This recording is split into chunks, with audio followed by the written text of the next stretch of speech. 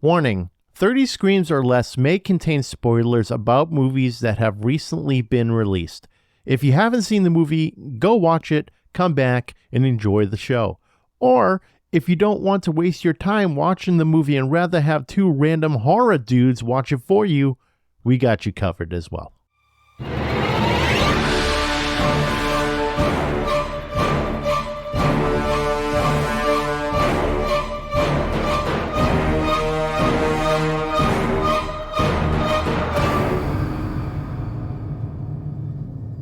Welcome everyone to 30 Screams or Less, a horror movie podcast where we review horror movies in 30 minutes or less. Today's movie we're going to be reviewing is the Screambox original, When the Screaming Starts. It's directed by Connor Borrow, written by Connor Borrow, and Ed Hartland, starring Jared Rogers as Norman, Ed Hartland, the writer, as Aiden, Caitlin Reinell as Claire, and Octavia Gilmore as Amy. The plot of this movie is when Norman Graysmith is invited into the home of an aspiring serial killer, Aiden Mendel, he believes he has the subject for the documentary that will make his career. 30 Screams or Less starts now. Corey, what did you think of When the Screaming Starts? So I think somebody requested this movie to us, and I remember watching the trailer for it and kind of being like, I don't know if this is going to be good material for what we talk about on our podcast. Right. But, dude, this movie was fucking incredible. Very, very, very much a hidden gem. It's kind of had everything I love about horror and good mix of comedy. I mean, reminded me right off the bat, like a mix between Shaun of the Dead and What We Do in the Shadows, if you've ever seen that. I've seen some of What We Do in the Shadows, so I see your comparison. Go for it. So yeah, no, that's just it. I think it was a mix of the two. And like, obviously, fans of Shaun of the Dead have been like, we've all been asking for a sequel for who knows how long. And it's probably never going to happen. So as far as I'm concerned, this is the spiritual successor to it. Yeah, sure. Yeah, I love this movie. It's fucking awesome. Yeah, I thought it was great. So if you like shows like The Office or Community or like Shaun of the Dead or When We Hide in the Shadows, right? If you like any of those type of feeling shows and you love horror, this movie is definitely for you because the movie itself has that feel all the way through because it's very documentary style, but it's not like documentary in the sense that it's made to look like a real documentary. This is clearly like a fomentary, but they make it funny. It's really well done. It doesn't look like shit the slightest bit. It looks like something that could have been a TV show. It looks that good. And I thought they killed it on this movie. I loved it. It's a ridiculous premise because because the kid he wants to be a serial killer. And I guess he killed his grandmother, but she died under, what did they say? They said unnatural causes, maybe? Yeah, I don't think they really said exactly what he did, but... No, I don't think he killed anyone, really. I think he wanted to, but never did. And this guy... Well, he killed Richard.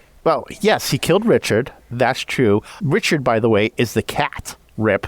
But if we didn't... Poor Richard. Poor Richard. You know, if we didn't tell you it was a cat, you'd be like, oh, well, okay, he killed someone, right? You know, his name's Richard. No, Richard was a cat, and he shot the cat by accident, and like immediately it was just like, oh, shit. You know, it's like he was just so startled by killing something, which I would think if you're a serial killer, you're not really startled by that stuff. You're just like, you're going about your normal business. This is just another day at the office.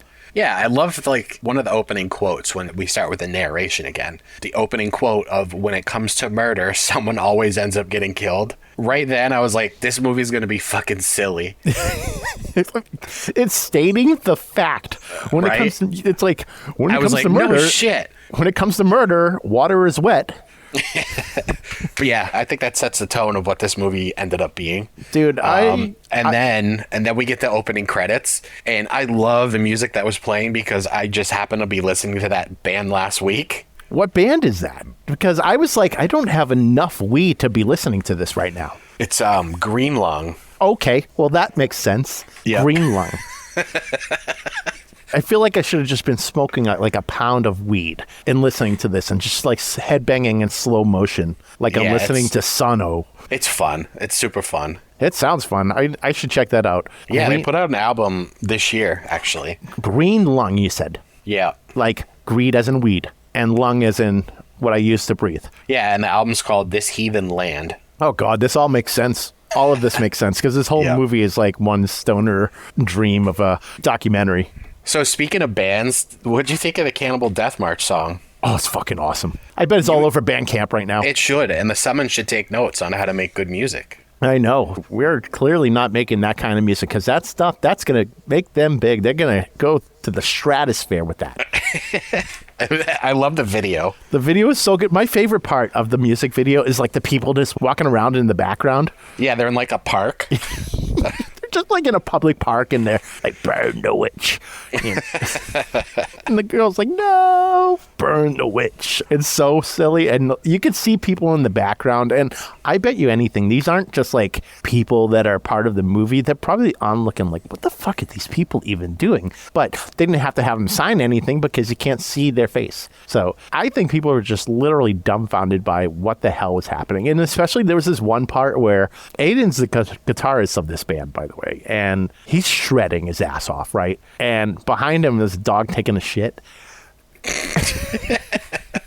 And the owner just picks up the crap and he looks up and there's a witch flying in the sky and Aiden's riding on the broom, shredding, just fucking shredding. And the guy, like the old man just looks up like, what the fuck? It's a witch. So this is actually where we learn who Aiden's first victim is going to be. Yes. Because he's mad at his vocalist. It's the likely story. He wants Luke to die. Yeah, I'm sure my whole band wants me to die. I know all about it. Yeah, have they told you that before? No, they haven't. No, they're thinking it though. Oh, yeah. No, they're glad I'm back. Who said? What? Who said that? Oh, yeah, that's right. None of them said that. I just assume. Well, as long as it makes you feel better. It makes me happy. It can't be that bad. Okay. Okay, so yeah, we find out who his first kill is because apparently, as a serial killer, their first kill should be someone they know. That doesn't make any sense. No, your first kill, like, it happens to be someone you know, but that's the easiest way to get caught. They started asking around. Everyone's like, oh yeah, he's been hanging out with this person. Yeah. He's suspicious. Exactly. It has to be random. It has to be completely, utterly random. This is why Timbaland Beast hired someone to try and kill his wife instead of doing it himself. Yep. You know, he should have gone through like someone else who outsources this thing. He knows tons of people. He could have just outsourced that outsource. Yeah, instead he just went to prison forever and got ripped. What happened to the guy that he actually hired? I don't really know. Oh, I think he was a cop, undercover cop. That's right. That's how he got caught. Yep. Smart. Also, who does a job like that for $5,000? That's a little bit desperate. bigger. Yeah, maybe. You know. Yeah. That stuff I'm assuming costs a lot more than $5,000. That's like, I can scrounge up that money, no problem. Here you go. Fork it over. Yep. No, he needed to use like a VPN to put in that kind of offer. True. But he messed up. He fucked up. Yeah. But apparently by Aiden, that's the way to go. That's how you start, is by someone close to you. And so Aiden and his ex-lead singer of his band, they're in this director's van. By the way, the director, he's shooting this whole thing because he thinks that this is going to be his rise to the top. Like interview with a serial killer and watching the whole thing unravel. He thinks that this is going to be his breakthrough movie, right? So they're in his van and Aiden's just saying that they're going to go to the pub. And Aiden starts pouring fucking chloroform right into like a cloth. And the lead singer just looked over and he's like, what are you doing? And by the way, the lead singer is no longer looking like he's in a black metal band. He's definitely got a suit and tie on, and he looks like he sold out. Yeah. He sold out. He didn't want to do black metal anymore. This part was so funny with the chloroform. So silly. Aiden puts the chloroform on the rag and he goes to put it on Luke's face, and Luke just slaps his arm away. I love that. It was so like startling, like, oh. Right, he just slaps him. Like, What are you doing? Yeah. And then Aiden starts dumping all these papers on him. Director's like, that's my work. It's so silly.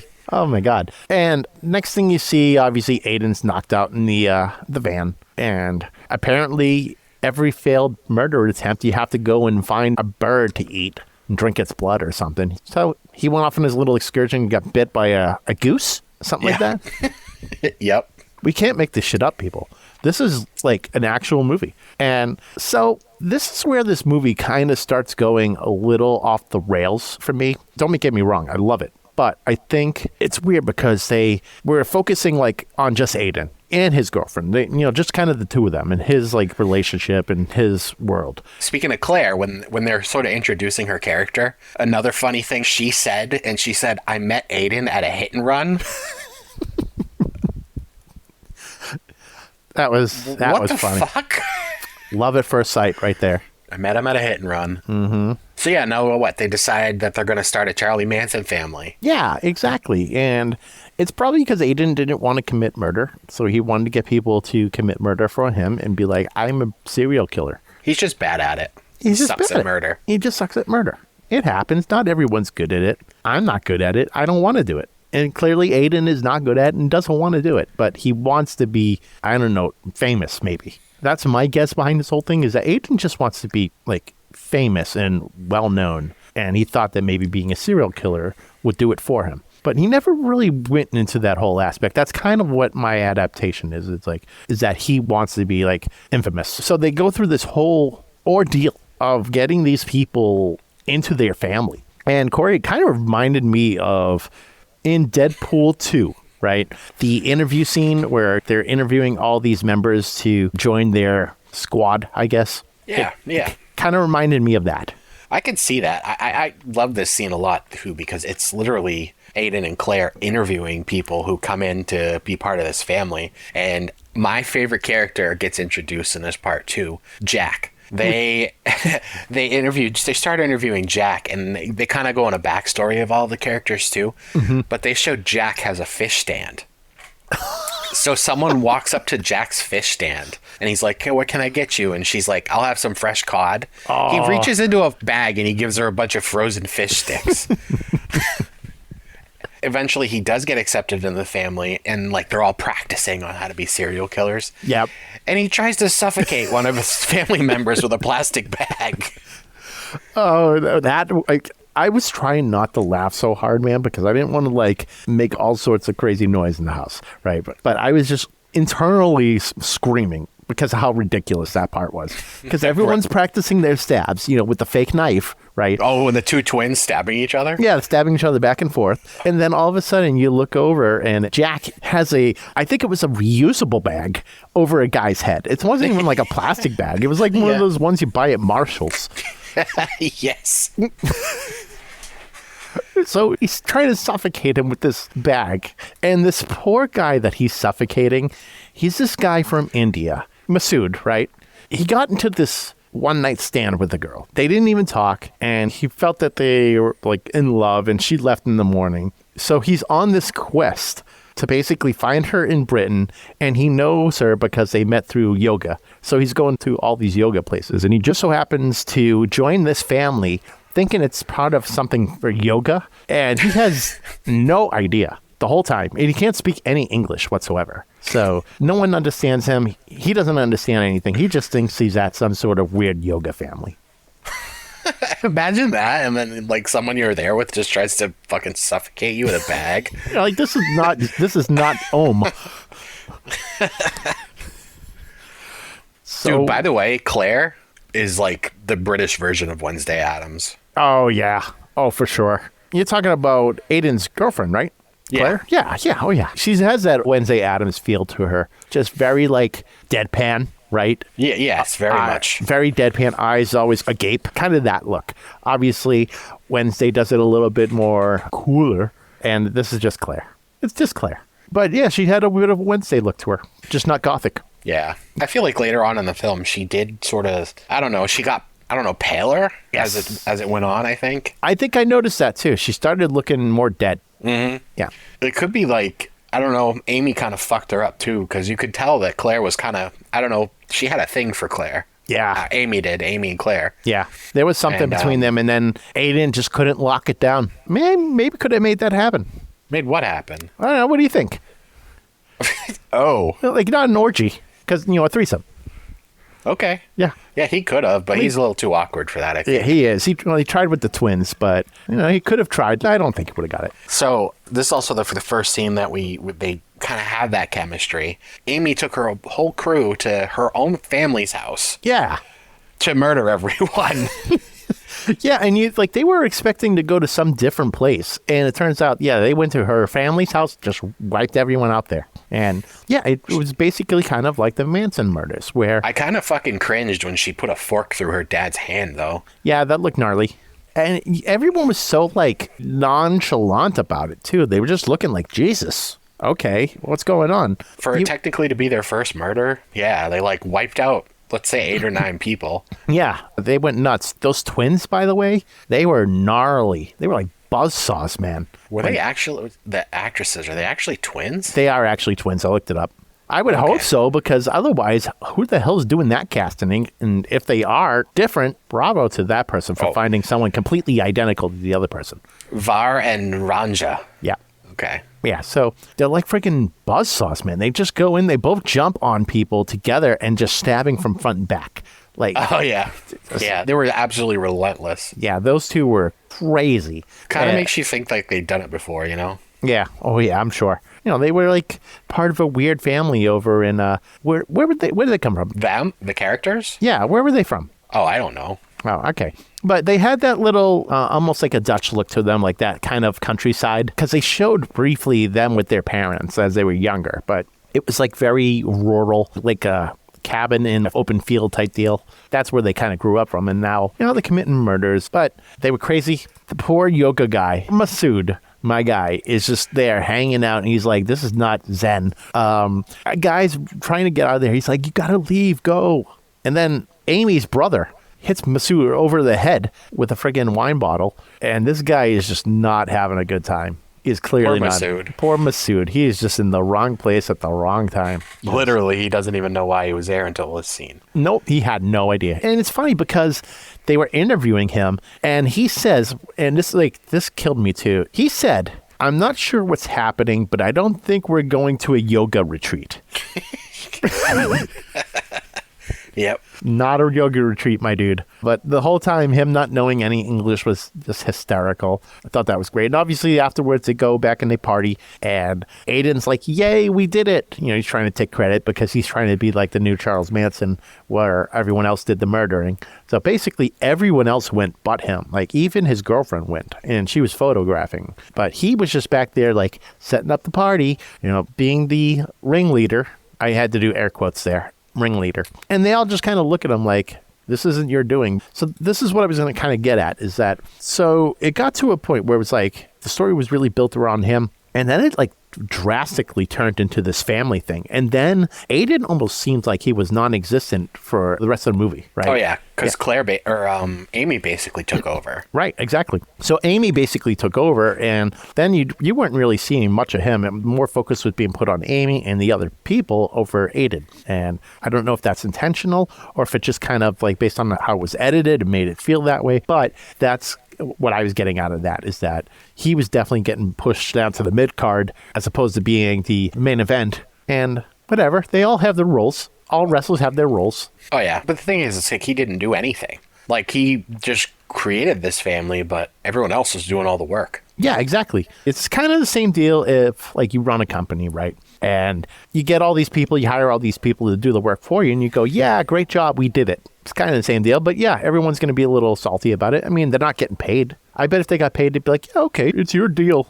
It's your murders. Yeah. But no, they all looked at him like Amy was the one in charge now, and that's what happened. So Amy took over, and Claire left with Amy after they had some sexy time during the party, and poor T-Bone friggin' died, who was your guy's friend there. Yeah, and like, I love how nobody noticed that she was dragging the body across the house. They're too busy partying, man. Sometimes you just don't know. Yeah, they're having a party to celebrate that they just did this massive murder, and Amy ends up killing T-Bone, and no one noticed. And it all happened right behind him. Yeah, no scream, no nothing. Just happened so fast.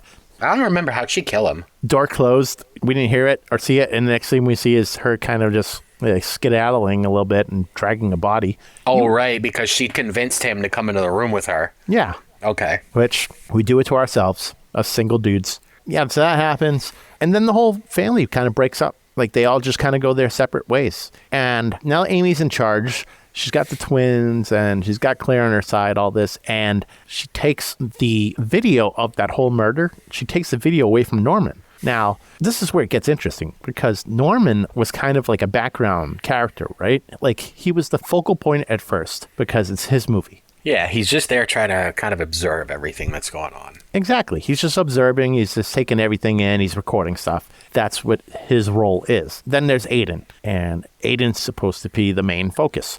And then you have Amy. Amy turns into the main focus. And now we're back to Norman being the main focus because Amy took the video away from him and he needed that to resurrect his career. Now we're switching all over the place, and this makes me think that was Norman the main focal point this whole time and we're just being led into different directions? And who knows, maybe Norman set this whole thing up on purpose. Maybe he had this idea in his head. He knew someone that was interested in wanting to be a serial killer, and then he just kind of fed into it.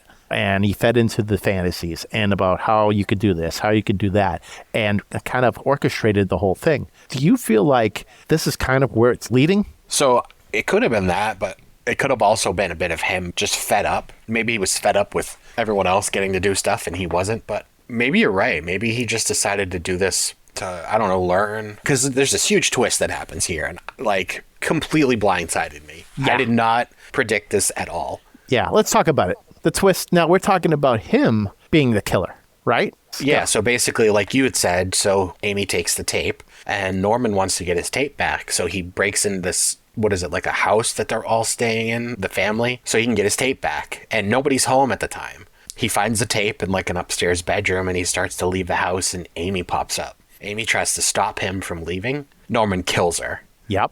And that's the twist right there because, like you said, the focal point completely switches at this moment. And I love the subtle touch. Did you notice the blood on the camera lens? I did notice that. But also, did you notice the breathing of the person? The person holding the camera? No, obviously we got the blood on the camera, but then Amy, you hear her doing kind of that death breathe.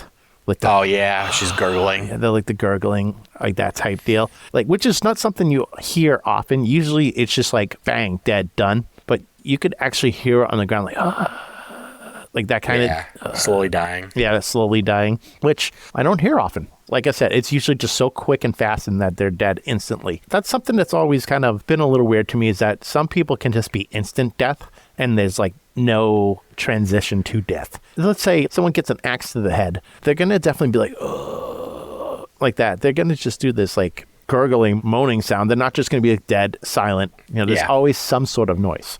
But yeah, so she got stabbed in the eye with one of those 2-prong fork deals. Yeah, so she got stabbed in the eye and then he pulls it out. Which, by the way, the thing was clean. I don't know if you noticed that. It's a little error in the filming there. That fork should have been bloody for sure. They forgot to put the blood in. Yeah. They edited it out. Yeah, I don't know. Edit. Continuity error. That's it. I was trying to think of the word for that. And then he leaves, and Claire comes out of nowhere, and he stabs her a whole bunch of times. So now Claire's dead. So now Norman has killed 2 people, and Claire was just actually happy to be murdered. Yeah, she said something as she was going down. Or she said thank you or something. I can't remember what she said. She mumbled something. Yeah, it was something on the lines of that, thank you, or you did it, or something. I remember it being kind of something like that. You left? Yeah, you left. You were left. That's a callback for listeners that Winnie the Pooh. Yep. Yeah. So actually, I got to talk about something here. Okay. Mickey Mouse, public domain, right? Yes. I was reading a fucking interview today with the guy who directed The Mean One. He is working on a Mickey Mouse movie. Oh, my dear God. Oh, I will not be watching it. Yes, you will, and we're going to review it. The audience demands it. He's doing a Steamboat Willie movie. A Steamboat Mickey movie. Mm-hmm. Oh, God. I'll watch it. Sure. Why not? You're going to be solo that week. Fine. I'll get a guest with me. Get the director? No, I'll just get friggin' Randy Quaid or something. Randy Quaid. He's going to charge you so much money. He's going to be I wanted to talk about this stupid movie that came out. Let's do it. Fucking Randy Quaid, you've been in 2 movies. You have no right charging me any money. Okay, Dennis Quaid then. I'll get Dennis Quaid. All right. Whatever. Right. Step up. So, yeah, that shit's going to come out quick. People have to jump on it. They got to be quick to it because otherwise that public domain is going to friggin' end real fast. Oh, yeah. Today alone, I've seen a trailer for a video game and actually a movie. The video game looks interesting. Yeah, I say, what is it called? Infestation or something? And then the movie is called Mickey Mouse Trap? Yes, Mickey Mouse Trap. I think we should check that out. That looks fun. As long as the guy who didn't do the mean one is attached to that one, I'll watch it. Oh, come on. I think you just didn't like the actors. Yep, that's it. Yep, that's it. Not everything, just the actors. Okay, so Norman at this point now kills 2 people. And then reaches out to Aiden, says, I got to meet you. So Aiden foolishly decides that he's going to go meet Norman. And Norman's being freaking creepy Norman at this point. Like, Norman's now in a whole different realm. He's out. He's gone. He's a different Norman. So calls Aiden out. They're at the place where the whole family was before, and he's talking to him. Aiden wanted to kill him, but couldn't go through with it. Corey, like I said, he probably just wanted the fame, but he just could not do it. Even though Norman's like, you can have these murders. They're all yours. I can give them to you. You just have to say in this camera that you did it. Yeah, that scene between the two of them, I loved it, though. That was shot really well. It was. Lighting was great on that. Shot very well. And then obviously we know how it happens is that Norman stabs Aiden in the stomach, in the back, and then cuts his throat. And that was the move that he was teaching the family members during the knife practicing session, like stab in the chest, stab in the back, cut the throat. And yep, he used it against him. So Norman is like kind of a pseudo good bad guy. If you think about it, like he's bad in the sense that he killed these people and that he wanted fame for them, but good in the sense that he killed someone who wanted to set up this whole ordeal. So like none of them are really good or bad. They're all just kind of, I don't know, messed up. They're all messed up. And then Norman gets arrested because Aiden brought his friend along, his new family member, and he called the cops. That's pretty much the end. And when Aiden says at the end that everyone remembers serial killers, no one remembers the victim. Yeah. A lot of cool one-liners. Yeah, there were. It was a really well-shot movie. It looked great. Acting didn't feel forced or anything like that. I thought it was great. Corey, you know what? You go for it. What do you give it? Wait a second. Did you stay tuned for the after credit scene? I did not. Oh my God, you got to go back and watch it. There's this hilarious scene with Jack. Okay. Just doing Jack things with his little seafood carts. Okay, I'll go back. I'll watch it. For some reason, I was like, you know what? Maybe I should go back. I have a feeling this is the kind of movie that would have a post-credits ending. But I just didn't do it because I was like, you know what? I got to get this done so we can do the podcast. Yeah, it's Jack in all his glory. Okay. All right. Well, I'll go back. I'll check it out. And I'll post on social media or something like, oh my God, that was absurd or whatever.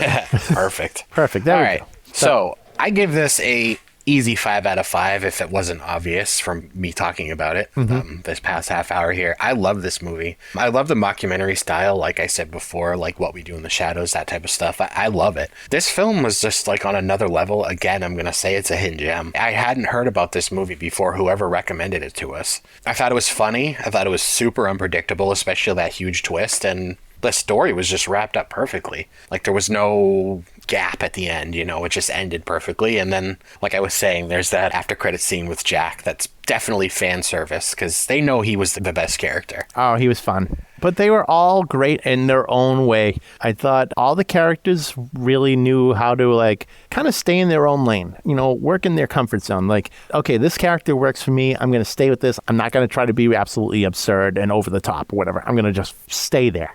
Right? And just stay in that little nook. You know what? So 5 out of 5 for you, but same for me. 5 out of 5. Thought it was great. Honestly, my only gripe with this movie is that I think it could have made for a really good show. I mean, so I don't know if you know, but What We Do in the Shadows was originally a movie. I did not know that. Waititi, and it got turned into a show. Yeah. Okay. So maybe the same thing will happen with this. Maybe, but I think it would have been awesome for a show. Like, this is something that could definitely been dragged out longer because the characters are so dynamic. There's so much to them, and they're all ridiculous in their own way that there could have been a lot to go off of, a lot of bouncing back and forth of ideas or like, you know, I heard we should do this kind of murder type thing too. You know, like the side conversations that they do in the office and things like that. This could have been that. I think Screambox might have a winner on their hands. They should take this movie, make it a show. That's what I'm proposing. They definitely have something here. And I mean, what is this? 2021 it came out. So yeah, I mean, maybe they're done with it now, but I hope not. I hope not either. I think it's an opportunity that they should maybe look into. Maybe just go back to that director and be like, hey, can we expand on this? Because this is great. So yeah, 5 out of 5 for me. Everything seemed top notch. I can't really think of anything other than the fact that maybe it would have been a really good show. I was entertained the whole time. I had a hard time taking notes because I was like just enjoying the movie. I'm just sitting there. I'm having a good time. I'm laughing. I'm into it. And I'm like, oh shit, that's right. I got to take a note. So when you're like that sucked into a movie and you're just enjoying yourself, having a good time, that's when you know it's a good movie. Yeah, you're right though, because I probably was halfway through this movie before I realized I hadn't written anything down yet. Yeah, that's what makes a good movie. A movie that sucks you in and takes you wherever. And 5 out of 5 easy for me. This thing was great. I was entertained the whole time. I might even watch it again. I would definitely watch it again just to kind of like see if I missed anything, because I think this is one of those movies where you could miss things. And it's funny little quirks here and there, like the black metal band scene, like all the little stuff in the background that maybe you didn't see. And I saw it, but I thought I love looking at the background shit because that's where some of the shit is hidden, right? I wonder if that's on YouTube. Oh, I wouldn't be surprised if it is. I bet it is. Can't But believe that. who knows? Maybe they'll make this into like an American version, just like The Office, except it won't be starring Steve Carell. This time it'll be starring James McAvoy. Oh, stop it. James McAvoy does not need to be in every remake. Why not? I don't know. You know what's funny? He's a great actor. I don't want to see it. I know. I don't. I don't think he's got the comedic value type to like carry you through a whole entire season or a whole show. Yeah, maybe they could. Oh, they could cast Adam Sandler. Oh, geez, yeah. That'd be, He's just saying all sorts of weird gibberish. Yeah, perfect. Perfect. He's a New England boy. Good old New England boy. Yep. So, yeah, this was great. Everyone, definitely check it out. It's on Screambox. It's called When the Screaming Starts. So, highly, highly, highly recommend it. We only have a few 5 out of 5s, and we're adding this one to the list. So, Well deserved. well deserved is right. All right, everyone. Be sure to like, follow, and subscribe on Facebook, X, Instagram, TikTok, Threads, and YouTube. Leave us a 5-star review on all podcast platforms so we can get some more exposure. Of course, be sure to tell your friends. Both our intro and outro music are courtesy of Andrew Scott Bell. Be sure to check out Andrew Scott Bell on all major streaming platforms. And if you see Winnie the Pooh, Blood and Honey on vinyl in the wild, be sure to pick it up. We're also part of the Shining Wizards Network. Be sure to visit shiningwizardsnetwork.com. They're an awesome podcast network ranging from wrestling to horror to heavy metal to all that good stuff. So definitely check out all their shows. They're all great, all a good time. Visit 30screamsorless.com for all previous episodes and transcripts to go with those episodes. And if there's anything you want us to review, send us an email to 30screamsorless@gmail.com or hit us up on social media. Use that hashtag 30screamsorless. Also, buy our merch, damn it, please. Okay. Damn it. Thanks, LOL. All right, everyone. I'm Steve. I'm Corey. And thanks for listening to 30 Screams or Less. And don't forget to drink your beans.